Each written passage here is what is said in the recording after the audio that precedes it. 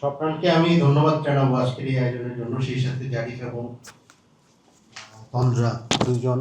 আমি এই পেপারটা কালকে রাতে পড়েছি, খুবই ভালো লেগেছে আমার এই এই টপিকে, যে একদম ডিটেলস তারা কাজ করেছেন। আমি একজন ভিকটিম, আমি একজন লয়ার হিসেবে আমি পুলিশের সাথে কাজ করেছি, আমি একজন এমপি।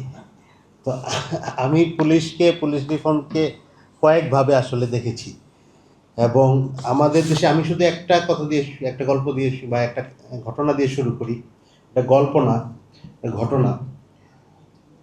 আমাদের নারায়ণগঞ্জের সোনারগাঁয়ে গত পরশু আমরা রিপোর্টটা দেখেছি যে একজন গৃহবধূ তিনি রেপড হয়েছেন রুলিং পার্টির সামন দ্বারা, এবং তিনি আইনের আশ্রয় নিতে পারতেছিলেন না।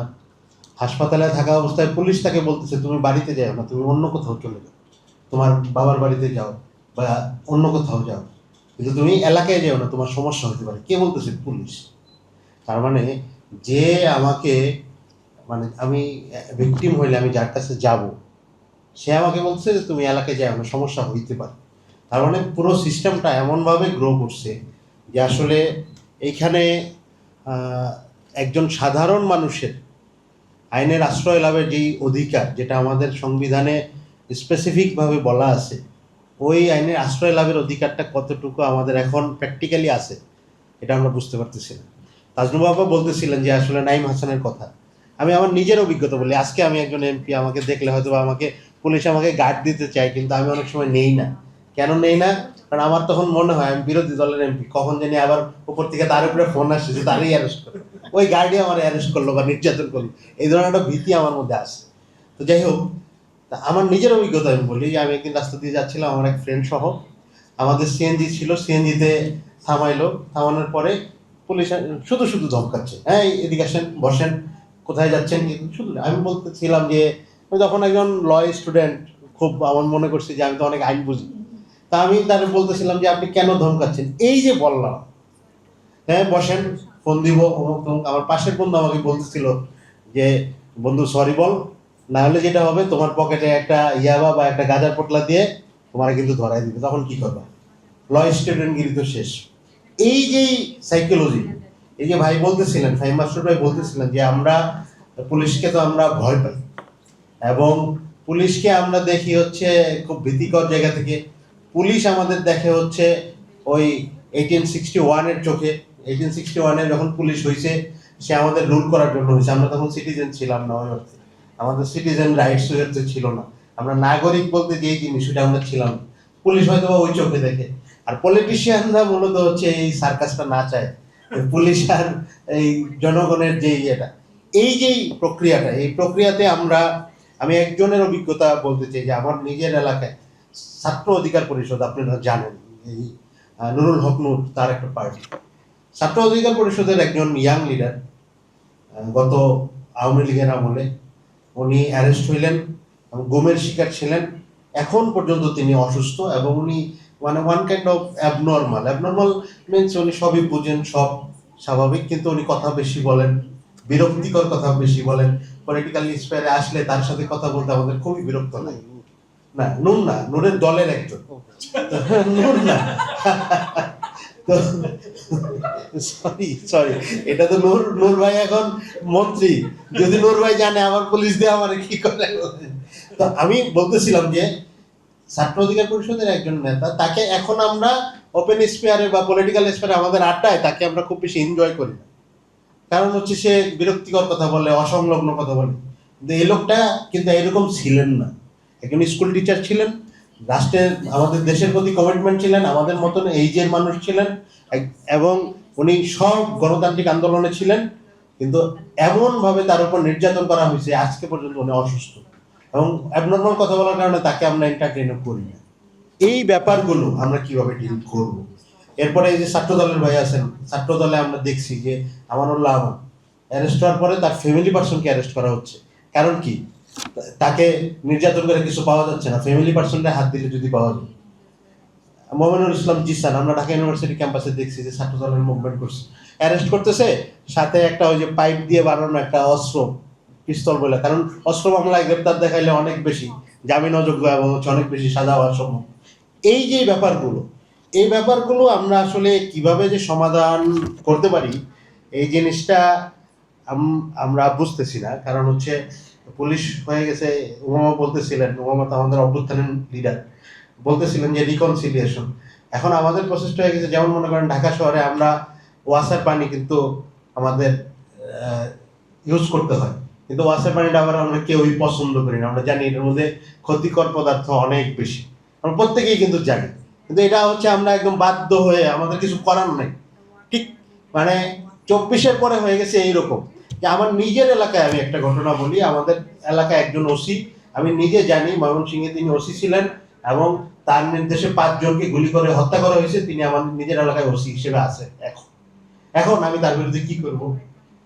ছাত্ররা যদি মিছিল করে এটা হবে বল, কারণ লিগালি সে আছে, এটা তো সে ইলিগালি নেই, রাষ্ট্র তাকে নিয়োগ দিচ্ছে।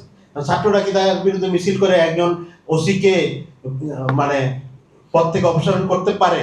এটা তো একটা লিগাল কোশ্চেন, এটা তো পারে না। তো এটা যদি ছাত্ররা করতে যায়, আপনি তো বলবেন এটা মব। তা আমি তো ঠেকায় রাখছি, আমাকে ছাত্ররা বলছে, আমি তো বলতেছি যে ভাই এটা করলে তো এটা মব হবে, কিন্তু আমি আবার কি করবো? প্রসেস কি? আবার আমি এই জন্য কি সব পুলিশকে সন্দেহের চোখে দেখবো? তাইলে বাংলাদেশ কেমনে চলবে? এই যে কোশ্চেনগুলো, আমরা কিন্তু অনেক কোশ্চেন সলভ করতে পারি নাই, যে আমরা একটা রাষ্ট্র, একটা গণ অভ্যুত্থান হইলো, গণ অভ্যুত্থানের পরে আমরা কিভাবে সামনে আগাবো, এই কোশ্চেনগুলো আমরা কোনোভাবেই সলভ করতে না পারার কারণে আমরা ওয়ান কাইন্ড অফ ফ্রাস্ট্রেশনের মধ্যে আছি। আমাদের জেনারেশনও ফ্রাস্ট্রেটেড, পুলিশও ফ্রাস্ট্রেটেড। এবং পুলিশের ফ্রাস্ট্রেশন শুধু এইটা না, জুলাই ইভেন্ট না, আরো অনেক কিছু আছে। যেমন মনে করেন আমার নিজের কনস্টিটিউয়েন্সিতে 5.5 লাখ ভোটার, 5.5 লাখ ভোটার, এবং আপনারা জানেন ওটা একটা শিল্প এলাকা হওয়ার কারণে ওইখানে প্রায় 35 লাখ মানুষ বসবাস করে। 35 লাখ বসবাস করে ওইখানে একটা পুলিশ স্টেশন, পুলিশের সংখ্যা 120 জন, 120 জন পুলিশ, 35 লাখ। আপনি কিভাবে এটা ডিল করবেন? এবং আমাদের যেই ফ্রেন্ডরা পুলিশে চাকরি করে, ওরা মানে খুবই থ্যাঙ্কলেস একটা জব। তারা কোনো ধরনের কোনো ফাংশনে আসতে পারে না, কোনো গেট টুগেদারে আসতে পারে না। তাদের কখন ডিউটি করবে, কখন ইনভেস্টিগেশন করবে, আবার ইনভেস্টিগেশন করার জন্য তাদের এইরকম পয়সা 50 টাকা, 100 টাকা, 600 টাকা। আমার নিজের অভিজ্ঞতা বলি, আমি নিজে জেলখানায় ছিলাম। আমাকে নারায়ণগঞ্জ জেল থেকে ঢাকা সেন্ট্রাল জেলে আমাকে ট্রান্সফার করা হয়েছে। কেন ট্রান্সফার করা হয়েছে? আমার হাতটা ভাঙা ছিল। তো নারায়ণগঞ্জের যে হসপিটাল, সেখানে আমাকে রেফার করা হয়েছে চিকিৎসার জন্য, কিন্তু আলটিমেটলি ব্রিটিশ আমল থেকে হসপিটালটা চলতেছে, কিন্তু তার ওই ক্যাপাসিটি নাই সে আমার হাতে প্লাস্টার করবে। অফিসিয়ালি কিন্তু ক্যাপাসিটি আছে, কিন্তু এই সকল মেশিনারিজ হচ্ছে অকেজো। কারণ কি? আশেপাশে অনেকগুলো ডায়াগনস্টিক সেন্টার তৈরি হয়েছে, যাতে হচ্ছে এটা অকেজো থাকলে ওগুলোর ব্যবসা হবে। তো আমাকে তো ডায়াগনস্টিক সেন্টারে নেওয়া যাবে না, কারণ আমি হচ্ছে সরকারি বন্দী। এই জন্য দেখা গেল যে নারায়ণগঞ্জে যে হাসপাতালে আমাকে রেফার করা হয়েছে, সেখানে আমার হাতের ব্যান্ডেজটা করা যাচ্ছে। তো ডাক্তার আমাকে বললো পঙ্গু হাসপাতালে নিয়ে যান। পঙ্গু হাসপাতালে রেফার করার ক্ষমতা আবার নারায়ণগঞ্জ জেলের নাই। তারা আমাকে ট্রান্সফার করলো ঢাকা সেন্ট্রাল জেলে। ঢাকা সেন্ট্রাল জেল আমাকে পঙ্গু হাসপাতালে রেফার করলো। তা আমি এখানে হসপিটালের ইস্যু বলতেছি না, আমি পুলিশের ইস্যু বলি। পুলিশ আমাকে যখন নিয়ে আসতেছে, আপনারা একটা সিনারিও চিন্তা করেন, আমার এই হাত ভাঙা, গলায় ঝুলানো, এই হাতে হ্যান্ডকাপ, 2 পায়ে ডান্ডা বেড়ে, মানে ওয়ান কাইন্ড অফ আমাকে, মানে আমি তো এমনিতেই ওজন দাঁড়ের মানুষ, আমাকে হচ্ছে ওয়ান কাইন্ড অফ কোলে করে নিয়ে আসতে হচ্ছে। কারণ ডান্ডা বেরি আপনারা ইউজ টু কিনা আমি জানি না, ইউজ টু তো হওয়ার সম্ভাবনা নাই, কিন্তু আপনারা জানেন তো অবশ্যই, মানে লোহার শিকল।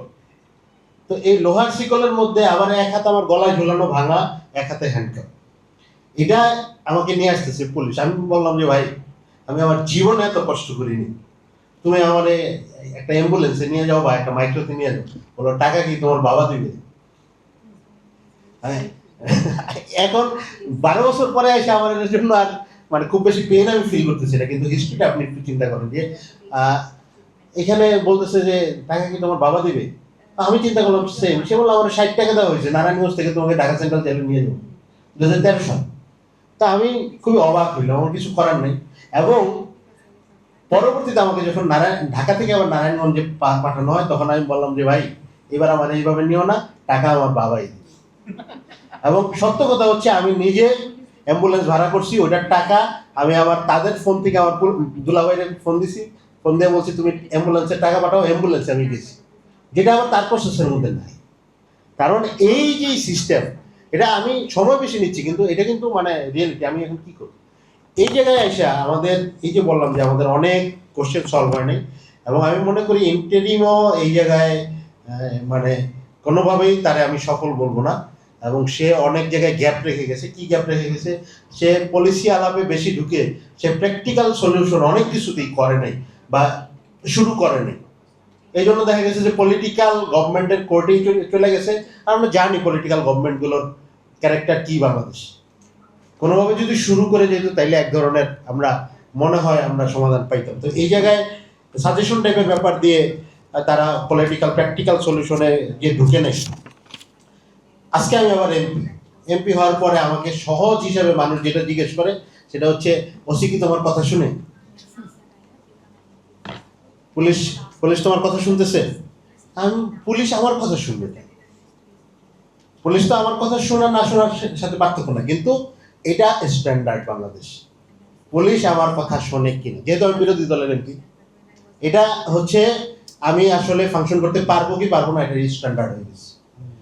এই যে প্রসেস, আবার পুলিশ কিভাবে কথা শুনে দেখেন, পুলিশ বলতেছে একজন ভিকটিমকে, যিনি গণধর্ষণের শিকার হয়েছেন, তাকে যে তুমি বাসায় যাইও না, বাসায় গেলে নিরাপত্তাহীনতা আছে। কেন? কারণ রুলিং পার্টির কেউ হচ্ছে রেপটা করছে। তাহলে পুলিশের কাছে আবার এই যে এই পুলিশই দেখবেন যে মামলা নেওয়ার সময় মামলা নেয় না। আমি একদিন একটা ঘটনা আমার এলাকায় ঘটছে, ঘটার পরে মামলা নিচ্ছে না কোনোভাবে, এক সপ্তাহ মামলা নেয়নি। মামলা না নেওয়ার পরে আমি ওসি সাহেবকে ফোন দিলাম। ফোন দেওয়াটা কিন্তু, এই যে ফোন দিয়া মামলা নেওয়া নয়, এটা কিন্তু বৈধ না। আমি কি করি? একটা ভিকটিম কোনোভাবে, এই যে তাজনু বাবা বলছেন যে নাইম হাসান ক্রিকেটার, মন্ত্রীর ছেলেকে ফোন দিয়ে হচ্ছে তার স্টেপ নিতে দিচ্ছে। তো ওই ওই ফ্যামিলি আমাকে রিচ করছে, আমি ওসিকে ফোন দিলাম, ওসি সাহেব আপনি মামলা নিলেন না, এক সপ্তাহ হয়ে গেছে, এই ধরনের একটা ভিকটিম, চোখ টোক একদম চোখ নষ্ট হয়ে যাওয়ার উপক্রম, মাইডা আপনি মামলা নিচ্ছেন না। তো ঠিক আছে, আমি বলার কারণে পরে ঠিক আছে অনেক ইয়ে করে মামলাটা নিচ্ছি। এর মধ্যে একদিন আবার আপনারা জানেন পলিটিক্যালি মোটিভেটেড মিথ্যা মামলাও তো হয়। একটা ঘটনা ঘটছে, আমি ওভারঅল মিথ্যা মামলা সত্য মামলা বলবো না, সবগুলো যাচাই হবে, কিন্তু একটা ঘটনা হওয়ার পরে বললাম যে এই ঘটনায় তো ভিকটিম হচ্ছে আপাত দৃষ্টিতে সে, আপনি তার মানে যে ভিকটিম তার বিরুদ্ধে কেমনে মামলা নিলেন? সে বললো যে স্যার আপনার কথা একদিন মামলা নিচ্ছি না, তাহলে তাদের কথাই নিতে হবে না। তার মানে এই যে মানে কেসটাকে কেস হিসেবে না ডিল করে পলিটিক্যালি ডিল করা, এই জিনিসটার সমাধান। তো আমার মনে হয় যে আমাদের এই সবগুলা টপিকেই কাজ করার উচিত। এবং হচ্ছে এখানে তো আমরা কিছুটা তো হতাশই অবশ্যই, কারণ হচ্ছে যেই ধরনের রিফর্ম আমরা গত 2 বছর আলোচনা টেবিলে বিভিন্ন পেপার ওয়ার্কস এবং বিভিন্ন কথাবার্তা আলোচনায় আমরা আগায় নিয়েছিলাম, সেখানে আমরা এক ধরনের ভাই বলতেছিলেন ডাস্টবিনে চলে ফেলছেন। আমি হয়তো পার্লামেন্টের মেম্বার হিসেবে ওই ভাষায় বলবো না, কিন্তু মানে এরকমই তো জিনিসটা। এই ব্যাপারগুলো থেকে আমরা যদি বের না হইতে পারি, তাইলে পুলিশ তো দেখা যাবে যে পুলিশ তার অজুহাতটা সে দিবে। সারা আপা বলতেছিলেন যে পুলিশের জায়গা থেকে তো একটা ভাষ্য আছে, অবশ্যই আছে, ওটাও তো আমার রিকগনাইজ করতে হবে। কারণ একটা মানুষকে আমি মানে তার যে কোনো জুডিশিয়াল সিস্টেমে যারে আমি একিউজ করি তারও তো আমি স্টেটমেন্টটা নিই, তার বয়ানটাও নিই, তাহলে অবশ্যই পুলিশের বয়ানটা শুনতে হবে। কিন্তু এই প্রসেসটাই তো আমাদের ওপেন হয়নি। পুলিশকে নিয়ে আমরা কিভাবে ডিল করব এটাই তো আমরা জানি না। ডিল করার কথা বললে আনঅফিসিয়ালি আমাদের বলা হয় এখন পুলিশ নিয়ে হাত দিলে রাষ্ট্র চালাইতে পারবো না, আনঅফিসিয়ালি দায়িত্বশীল জায়গা থেকে। কিন্তু আমি যদি আমার হাত না দিই তাহলে তো আমার মানে এই 24-এর গণঅভ্যুত্থানে অনেক কোশ্চেন সলভ হবে না, অনেক মার্ডার মামলা সলভ হবে না, অনেক কিছু লিগালি সলভ হবে না। তখন হবে অবিচার মামলার নামে, মানে দেখা যাবে যে আরেকজন ভিকটিম হচ্ছে, যিনি অপরাধী তার বিরুদ্ধে অ্যাকশন নেওয়া যাচ্ছে না। এই যে সমস্যাগুলো আমরা যদি সমাধান করতে চাই, তাহলে আমাদের এই ধরনের ইনিশিয়েটিভগুলো আগায় নিতে হবে। পলিটিক্যালিও আমাদের জায়গা থেকে তো আমরা ভয়েস রেজ করবই, আমাদের সবার জায়গা থেকে সবার আসলেই ভয়েস রেজ করার জায়গা আছে। কারণ হচ্ছে একটা ইম্পর্টেন্ট জিনিস আপা বলেছেন যে পুলিশ কি মনে করে যে পুলিশ ভুল করছে? কারণ আবু সাঈদের মানে মামলার রায়ের পরে আমরা দেখেছি পুলিশ অফিসার বলতেছে আমি তো উপরের নির্দেশ পালন করছি, আমার দোষটা কি? উপরের নির্দেশ যে লিগাল ইলিগাল এটা একটা টার্ম আছে, এটাই তো তার ট্রেনিং এর মধ্যে নাই কেন?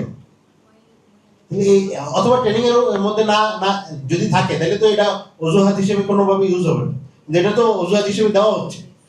এই এই ব্যাপারগুলো আমরা কিভাবে সলভ করব? একজন কথা বলতেছিলেন যে পুলিশের মধ্যে আরো মেধাবী পটেনশিয়াল লোকজন। আমি আমার নিজের কাজ করতে গিয়ে দেখেছি যে পুলিশের মধ্যে অনেক মেধাবী, অনেক যোগ্য, অনেক দায়িত্ববান লোক আছে, আসলেই আছে। এবং বিশেষ করে বিসিএস দিয়ে আপনারা জানেন যে পুলিশ হয়েছে অনেক, এবং এখানে পলিটিক্যাল রিক্রুটমেন্ট হয়েছে, কিন্তু এর বাইরেও পুলিশের মধ্যে আমি দেখছি আমার কাজ করতে গিয়ে যে অনেক কোয়ালিটিফুল লোক আছে। কিন্তু ওই যে উপরের নির্দেশ, ওই যে পলিটিক্যাল ডিসিশন, আমাদের মেকানিজমটা তো ওই যে স্বাধীন পুলিশ কমিশনের কথা আমরা বললাম, আমরা যদি পুলিশটাকে আবার ভিতরে ঢুকে ফেলি গভর্নমেন্টের উপরের নির্দেশের মধ্যে, আমরা যদি স্বাধীন বিচার বিভাগের কথা বললাম আবার মন্ত্রণালয়ের অধীনে ঢুকাই ফেলি, আমরা যদি স্বাধীন বিচার মানে দুর্নীতি দমন কমিশনের কথা বললাম এটারে একটা কাগজে বাঘ বানায় ফেলি, আমরা যদি স্বাধীন মানবাধিকার কমিশনের কথা বললাম এটাকে আবার গভর্নমেন্টের ওয়ান কাইন্ড অফ এলাই বানায় ফেলি। কারণ আমরা অতীতে দেখছি মানবাধিকার কমিশন মানবাধিকার লঙ্ঘনকে জাস্টিফাই করতেছে, আমরা অতীতে দেখছি পলিটিক্যালি ইউজেস। এইভাবে যদি আমরা করি তাহলে দেখা যাবে যে মানুষের রক্ত এবং মানুষের যেই এই অভ্যুত্থান এবং মানুষের যে আত্মত্যাগ কোনো কিছুরই আসলে ওই রকম ভ্যালু থাকবে না। 24-এর ফলে দেখা যাবে যে কারো কোনো পরিবর্তন হয় নাই, লাভ হয় নাই, একমাত্র এই ফোরামের মধ্যে আব্দুল্লাহ আল আমিন, সে একজন লয়ার ছিল, সে একজন এমপি হয়ে বসে আছে, এই এতটুকু লাভ হয়েছে, এটা আমরা দেখব। কিন্তু এই লাভের জন্য আমি এমপি হবো এই জন্য কি 2000 মানুষ জীবন দিচ্ছে? দেয় নাই তো ভাই। এই জায়গা থেকে আমাদের বেরোইতে হবে। আমাদের জেনারেশন, আমার মনে হয় যে আমরা এখানে, আমরা তো বিএনপি হোক, জামাত হোক, অন্যান্য পলিটিক্যাল পার্টি হোক, আমরা ইয়াং জেনারেশনের সাথে কথা বলি, আমরা দেখি এই জায়গায় আমি হোপফুল যে ইয়াংরা তারা আসলে পরিবর্তনটা চায়। কিন্তু পুরাতন যে সিস্টেম, এইখানে ফাইটটা ওয়ান কাইন্ড অফ, আমি পুরোপুরি জেনারেশনাল ফাইট বলবো না, কিন্তু one kind of generational fight হয়ে দাঁড়িয়েছে। যে একটা জেনারেশন তারা এক ধরনের সেটেলমেন্টে আসে, ইয়াং জেনারেশন সেখানে এঙ্গেজ হোক, সেখানে কথা বলুক, সেখানে কোনোভাবে তারা কর্ম করুক, এটা তারা চায় না, এই জন্য স্পেস দিতে চায় না। এটা এটা এটা এটা সব দলে আপনারা দেখেন। এই ব্যাপারগুলো থেকে আমরা যদি বেরোতে পারি, আমাদের ইয়াং জেনারেশন যদি আরো মানে নিজের কাজে দলমত নির্বিশেষে আমরা যদি আমাদের কাজটাকে ফোকাস করতে পারি, যেই কারণে আমরা ওবামাদের নেতৃত্বে গণ অভ্যুত্থানে নামছিলাম, যেই কারণে আমরা নাহিদদের নেতৃত্বে আমরা রাজপথে নামছিলাম, যেই কারণে গণ অভ্যুত্থান কোনো দলের না, গণ অভ্যুত্থান তো সবার, আমাদের আমরা সবাই পার্টিসিপেট করছি, যেই কারণে একটা কারণে আমরা করছি, কোনো নেতা দেখে না, ওই কারণটা যদি আমরা এখনো আমরা আমাদের জেনারেশন ফোকাসে রাখি তাহলে আমার মনে হয় যে আমাদের এই হতাশার মধ্যেও কিছু আশার আলো আমরা দেখবো এবং পরিবর্তনটা আমরা দেখতে পাবো। থ্যাংক ইউ আজকের আয়োজনের জন্য। অনেক কথা বললাম, সরি আমি সময় নষ্ট করলাম।